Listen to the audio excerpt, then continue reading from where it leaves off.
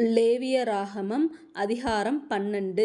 பின்னும் கர்த்தர் மோசேயை நோக்கி, நீ இஸ்ரவேல் புத்திரரோடே சொல்ல வேண்டியது என்னவென்றால், ஒரு ஸ்திரீ கர்ப்பவதியாகி ஆண் பிள்ளையை பெற்றால், அவள் சூதக ஸ்திரீ விலக்கமாயிருக்கும் நாட்களுக்கு சரியாக 7 நாள் தீட்டாயிருப்பாள். 8ஆம் நாளிலே அந்த பிள்ளையினுடைய நுனித்தோலின் மாம்சம் விருத்த சேதனம் பண்ணப்படக் கடவது.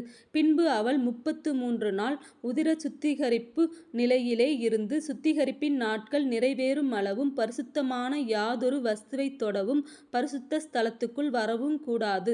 பெண் பிள்ளையை பெற்றாளாகில் அவள் 2 வாரம் சூதக ஸ்திரியைப் போல தீட்டாயிருந்து, பின்பு 66 நாள் உதிர சுத்திகரிப்பு நிலையிலே இருக்கக் கடவள்.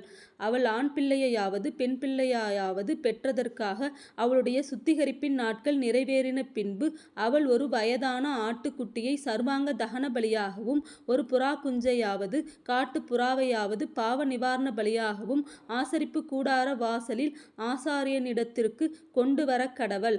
அதை அவன் கர்த்தருடைய சந்நிதியில் பலியிட்டு அவளுக்காக பாவ நிவிர்த்தி செய்வானாக. அப்பொழுது அவள் தன் உதிர ஊறலின் தீட்டு நீங்கி சுத்தமாவாள். இது ஆண் பிள்ளையையாவது பெண் பிள்ளையையாவது பெற்றவளை குறித்த பிரமாணம். ஆட்டுக்குட்டியை கொண்டு வர அவளுக்கு சக்தி இல்லாதிருந்தால், 2 காட்டு புறாக்களையாவது 2 புறா குஞ்சுகளையாவது, ஒன்றை சர்வாங்க தகன பலியாகவும் மற்றொன்றை பாவ நிவாரண பலியாகவும் கொண்டு வரக் கடவள். அதனால் ஆசாரியன் அவளுக்காக பாவ நிவிர்த்தி செய்யக் கடவன். அப்பொழுது அவள் சுத்தமாவாள் என்று சொல் என்றார்.